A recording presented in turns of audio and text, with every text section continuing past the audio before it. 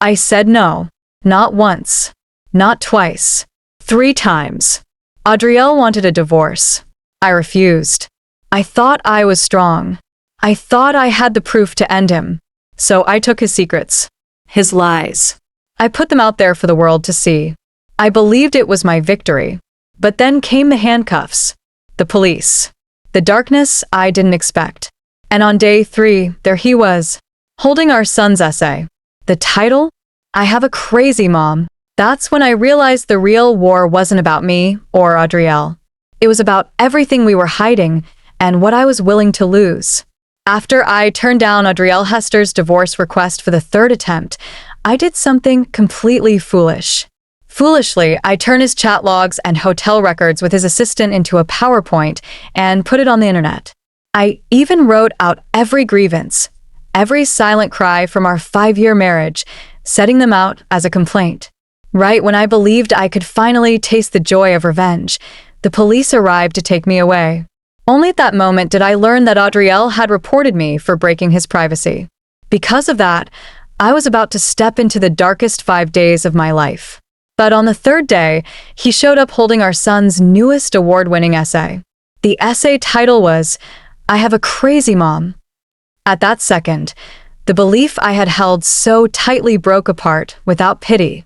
Seeing the cold look in Adriel's eyes, I stopped fighting back. With a rough, dry voice, I said, Adriel, I agree to the divorce. Melanie, other than the custody of the child, you can ask me for anything. Now that he had the answer he aimed for, Adriel was no longer pushing me as hard as before. For the first time, he even acted a little more agreeable. I had nothing left in me. I didn't scream at him anymore.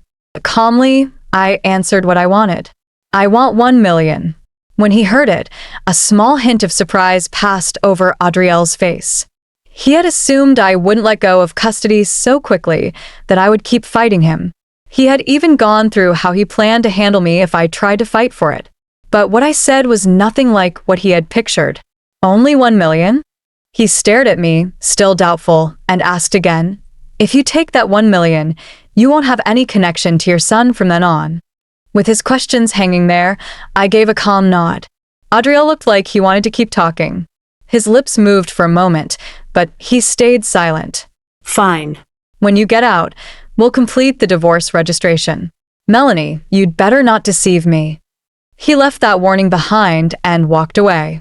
After he was gone, I moved overseas. My mother, whom I hadn't seen in 5 years, arrived with a lawyer. She soon arranged my bail with no trouble. When we stepped out of the police station, she casually took a pack of women's cigarettes from her pocket, lit one, and after letting out a slow breath of smoke, she turned to me, worn out from head to toe. So now, are you ready to come with me? I had lived 27 years. This was the 2nd time she had asked me that. The first time was when she divorced my cheating father. She didn't want anything and only wanted to take me with her. But everyone around us kept saying that if 6-year-old me went with her, when she had no money, I would only drag her down. So I didn't follow what I wanted. I chose to stay with my father. After hearing my choice, she didn't argue. She walked away quick and final. But now and then, I still blamed her a little. I blamed her for leaving me behind, for walking away from our home. When I married Adriel, she showed up at the wedding and said, Melanie, before you love someone else, learn to care for yourself first. Don't pour your whole heart into others. Treat yourself kindly. Back then, I was incredibly naive. I believed that after 10 years with Adriel, what we shared could not be shaken. I thought he would care for me the way he cared for himself, always the same. Holding my anger in, I shot back at her. Do you think everyone is as selfish as you? Always expecting others to love you, never thinking about how to make yourself someone worth loving. She didn't get upset at what I said. She only studied me with a smile that carried a meaning I could not make out. Only now did I finally realize it. Back then, I had been completely, foolishly naive. My dry throat scraped like it had been torn by blades, each word dragging through with pain as I spoke. Raspy and worn, I answer her. After the divorce procedures are done, I'll go with you. I spent one night at the hotel where my mom stayed. The following morning, I changed into the new clothes she bought for me, then went back to the home I had lived in for 6 years. When I stepped inside, my son, Bryson Hester, who was playing with his toys in the living room, shot me a look of surprise mixed with impatience. He muttered under his breath, "Didn't you say you'd be in there for 5 days? Why are you back in only 3?" At that moment, Adriel came down the stairs. Once he noticed me, a quick flash of surprise crossed his face too, as if he had not expected me to return this soon. But he quickly settled his expression and spoke in a light tone. "Since you're back, go clean up and get some rest. Stop causing trouble." I shook my head. "No need. We are going to the city hall now to file for divorce." When those words came out, Bryson's expression changed. He hurried behind Adriel and shouted at me, "If you're getting a divorce and walking out of here, don't even try to take me. I will never go with you." Seeing his angry face full of rejection toward me, I quietly curved the corner of my lips. Yesterday, after Adriel left, he had left the essay behind. That essay, I went through it again and again. Every line he wrote stayed clear in my mind. My mom is really like a crazy woman. My dad works very hard, but she keeps making trouble for him. At home, she acts like someone who has lost control, breaking things and hitting Dad. If I could choose, I honestly wish this crazy woman weren't my mom. The first time Adriel brought up divorce was when I uncovered his affair. Calmly, I had taken photos of the messages and the hotel records I found on his phone. When he walked into the house, I laid the proof in front of him and turned through each piece one by one. With my hands clenched tight, I held back every spark of anger, quietly waiting for his regret, waiting for him to kneel and say sorry. During that waiting, I pictured him asking for forgiveness in every way I could imagine, but he didn't. Calm and cold, he only coldly stared at me. There was not one bit of guilt in his eyes. Instead, backed into a corner, he looked bold, nearly daring. He said, "Melanie, either erase those photos and stay as Mrs. Hester, or we'll divorce." Before that point, I had stupidly believed that if he apologized, I could try to let it go just once. Because when a family broke apart, the child always took the hardest blow. I didn't want my child to walk the same road I did, forced at 5 years old to choose between dad and mom. But he didn't apologize. His pride lit every part of my anger. In hopeless rage, I grabbed whatever I could reach and hurled it at him over and over. But when the voices of the nanny and our child reached me, I forced myself to stop the breakdown. I did not want my child to witness such shameful scenes between his parents, but my attempt fell apart. Bryson saw me hurling things at Adriel like someone who had lost control. But he did not hear the things Adriel had said earlier. Now, as I looked at the child I had carried, who stared at me as if I were something dangerous, I once again took in the strike cutting into me, a strike I had created myself. "Don't worry, I don't want you. After the divorce, I'll leave." I stayed unusually composed, my face showing nothing at all. Bryson stood there, half believing, half doubting.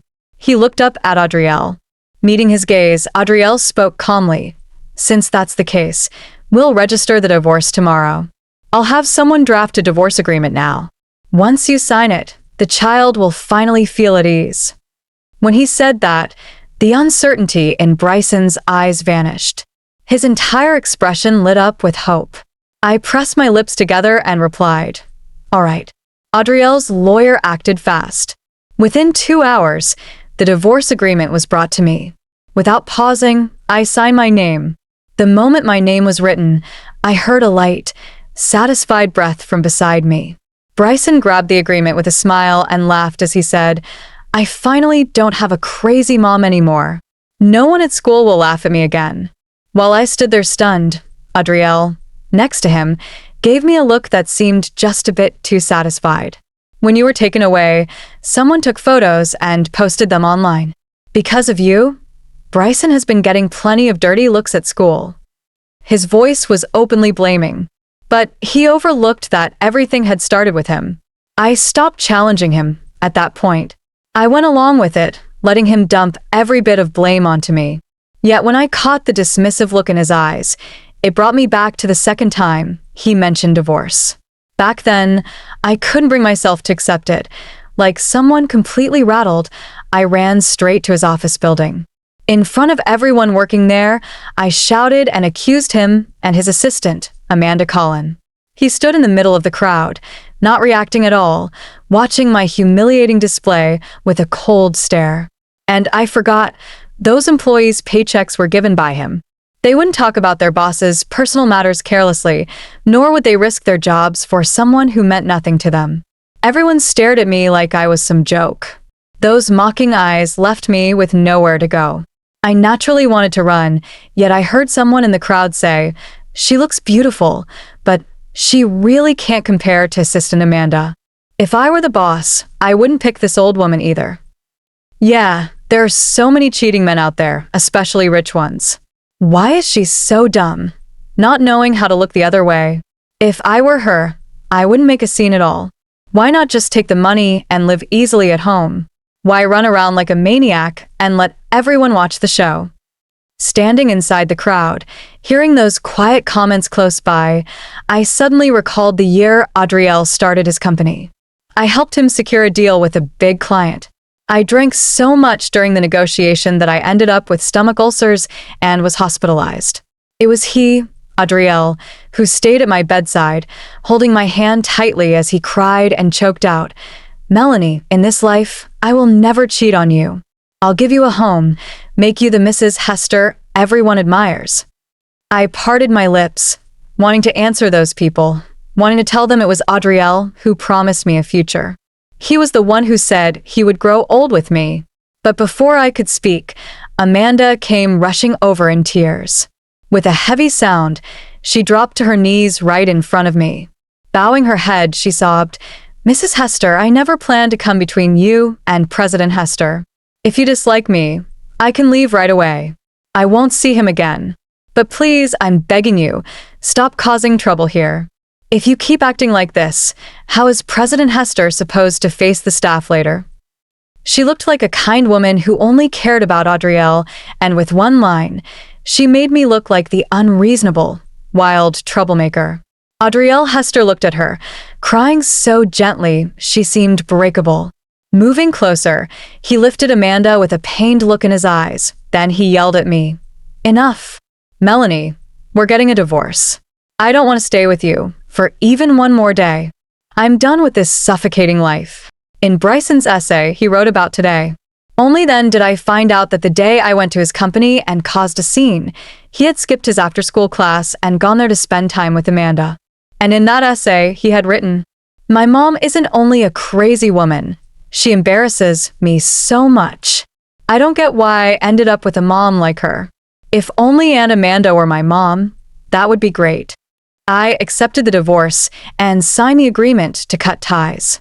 For the father and son, today was a day worth cheering for. They rushed to take the agreement and went out to celebrate. While I was gathering my things, Adriel updated his Instagram story. In the picture, he, Bryson, and Amanda were wearing matching family outfits. The man who always disliked bright colors was smiling brightly. Even the smile on Bryson's face was almost unbearable to look at.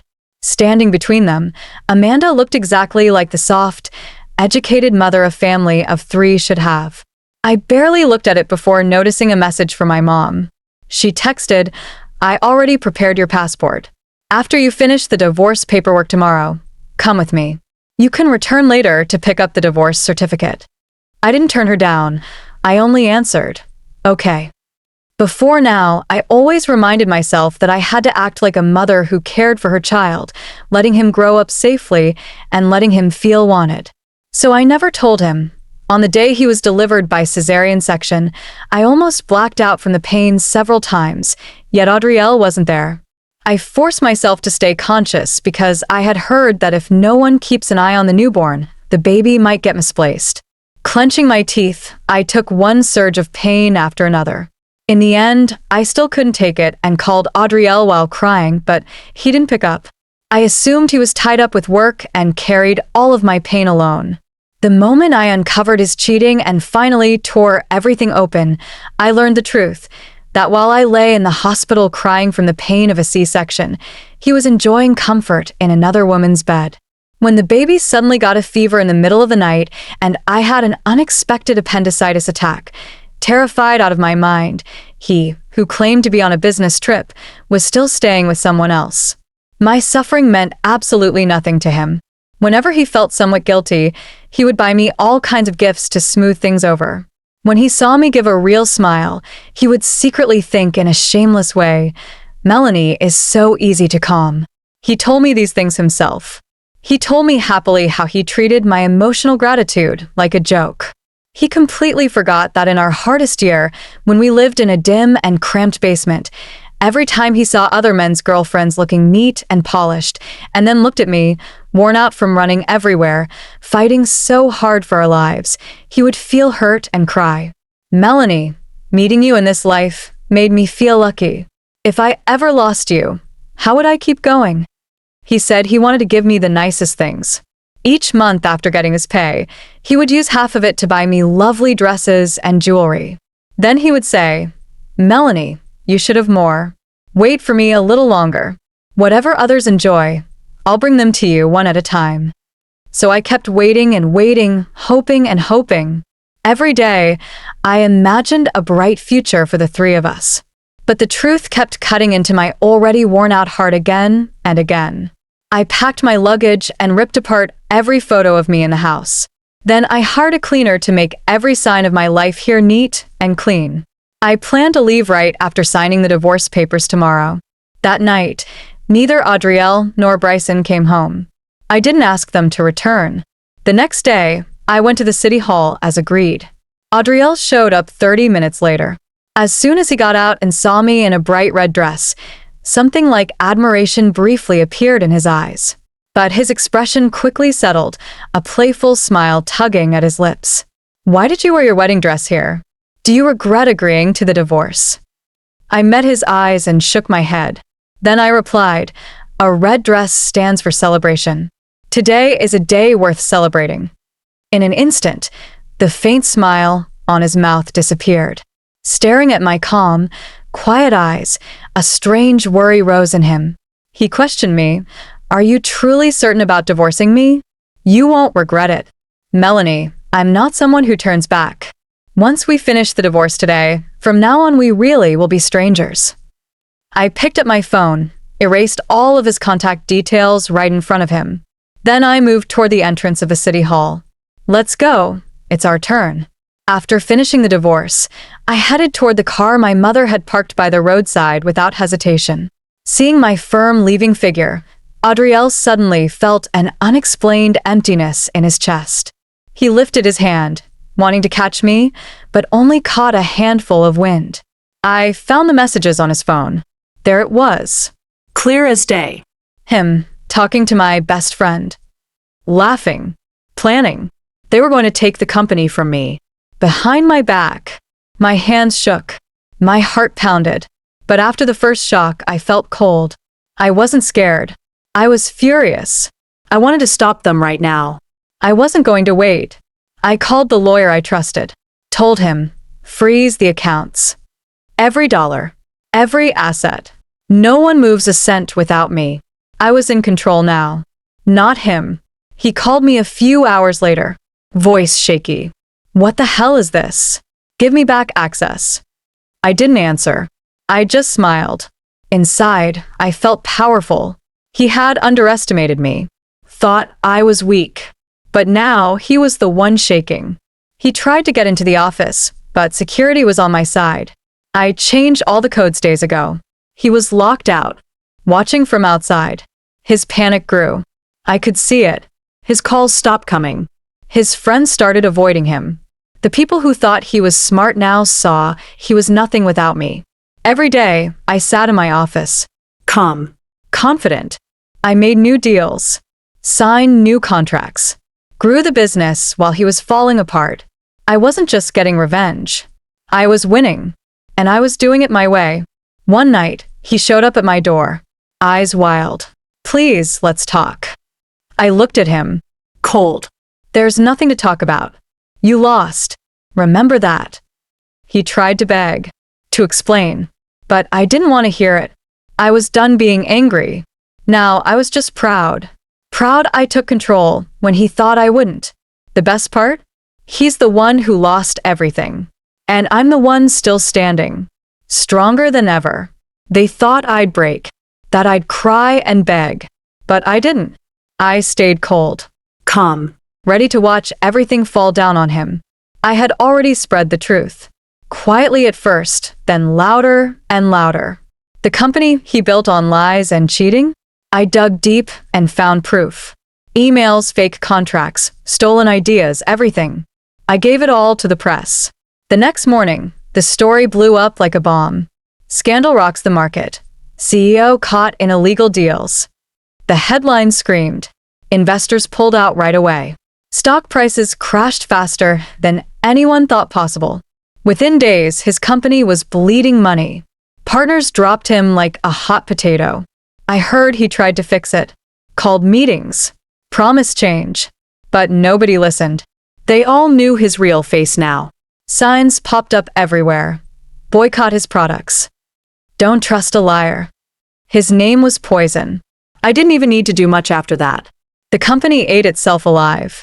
Employees leaked stories too, about how he treated them like dirt behind closed doors. No loyalty left. Office gossip spread like wildfire. His empire crumbled piece by piece. The best part? His family turned on him. His wife, who once smiled at him like nothing was wrong, suddenly disappeared from social media. Friends stopped answering calls. Even his daughter publicly called him out for destroying everything we believed in. I heard the phone calls. Heard his desperate voice begging me to stop. Please, he said. I'll fix it. I'll make it right. We can forget all this. Please. I laughed. Not the happy laugh. The cold one that cuts to the bone. No, I said. You don't get that chance. You don't get anything. I could have unleashed more dirt, more lies. But I didn't. The destruction was enough. Watching him drown in his own mess was my revenge. Clean. Simple. Perfect. I stood on the sidelines as he lost friends, money, respect, everything that ever mattered. And through it all, I stayed strong. I didn't cry. I didn't shout. I just waited for him to hit bottom. And when he did, I walked away. Because revenge isn't about chaos. It's about justice. And this time, justice felt so sweet. It all came crashing down the day I decided I wasn't going to be the victim anymore. I had enough. I wasn't going to sit quietly while he tore my heart apart and laughed with my so-called best friend. I found him, the man who said he loved me, the same man who broke every promise. He looked shocked to see me at his door. I wasn't acting scared or broken like before. No, this time I stood tall, strong. Remember me? I said, voice cold and steady. He stuttered, trying to cover up, but I could see the guilt in his eyes. That guilt used to haunt me, but now I used it like a weapon. I laid it all out. Every lie, every time he made me feel small, every ugly secret that came spilling from his careless mouth. I didn't yell. I didn't cry. I just told the truth like a hammer hitting hard. He couldn't look at me. His face went pale. I saw the man who used to seem so powerful crumble right in front of me. He begged, please don't do this. But I already had. I was done. No more tears. No more what if. I walked away and left him with nothing but his shame. Months passed. I heard through the grapevine that he'd lost his job because no one trusted a cheat and a liar. His reputation was in ruins. People who used to envy him now avoided him. I smiled to myself every time I heard those whispers.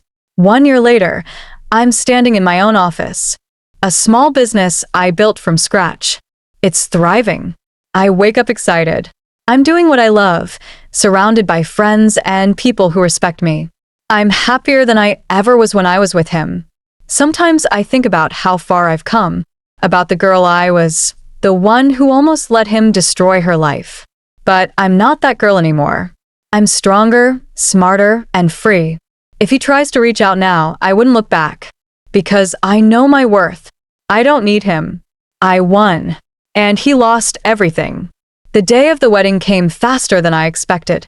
I stood at the edge of the crowd, dressed plain, blending in. No one knew I was here. No one suspected what I was about to do. He looked so happy, smiling like a fool. His bride was glowing, and everyone around them was smiling too. They didn't know the truth. Not yet. I held my phone tight. My heart pounded like a drum. I felt nervous, but mostly I was fueled by fire. I couldn't let him fool everyone again. Not after what he did. The music played softly. The couple was about to say their vows. I took a deep breath and stepped forward. All eyes turned to me.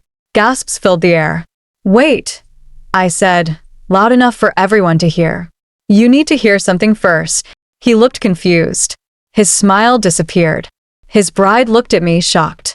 I opened my phone and pressed play. A video started playing on the big screen behind us.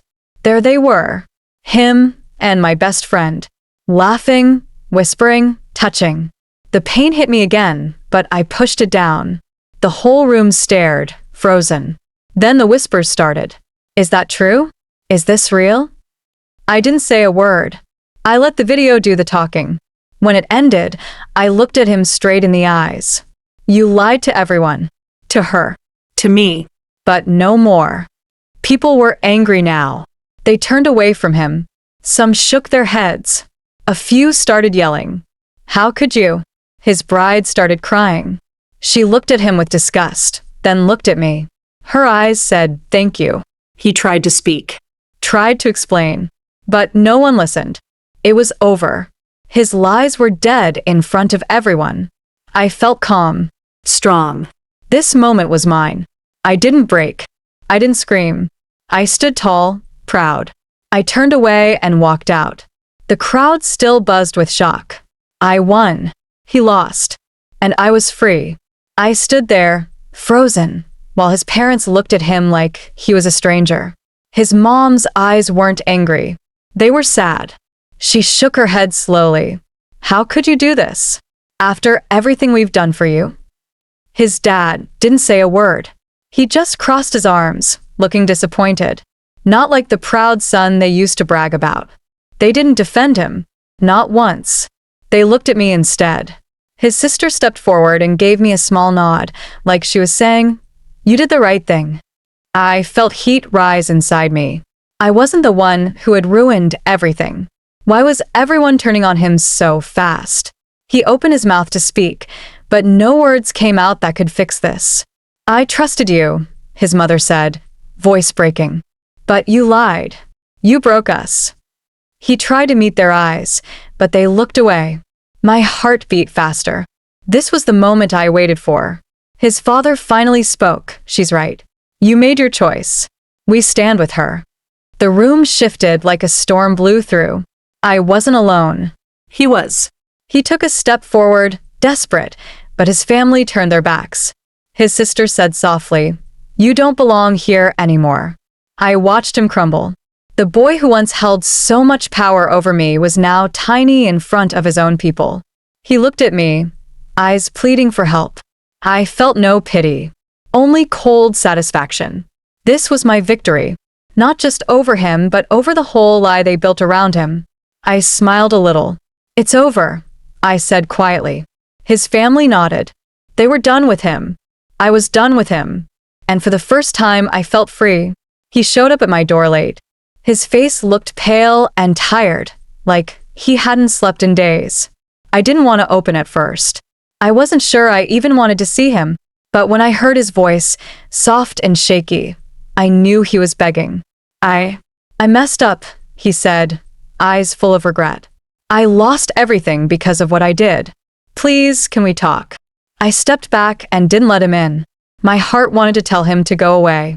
But my hands stayed still. I wasn't going to break. Not now. "Why should I listen to you?" I said, my voice cold. "You broke me. You hurt me worse than anyone ever did. I lost trust. I lost my peace." He looked down, shame eating at his face. "I know. I was stupid. Blind. But I'm sorry. I'll do anything. Please don't shut me out." I laughed. It wasn't a happy laugh. It was hard, bitter. Sorry? Sorry doesn't fix this. You lost your place in my life. You don't get to come back here begging when you threw me away. His eyes begged for a crack in my armor, but I stood tall. No. I'm done. I'm not the same person I was before you destroyed me. I'm stronger now. He fell to his knees, desperate. Please, give me one more chance. I'll change. I swear. I didn't say anything. My silence was louder than any yes or no. After a long moment, I looked down at him and spoke clearly, firmly. No. I don't want you in my life. Ever. He stared up, pain and disbelief mixing in his eyes. I felt a strange calm inside, like I had swallowed the last bitter pill and finally felt clean. I'm done letting you control me. I'm done hurting. He stayed there for a moment more, then slowly got up, went away, down the street. Lost. And I closed the door. That was the last time he begged, and the first time I truly took back my life. 1 year later, I was standing in my new apartment. The sun flooded the room through big windows.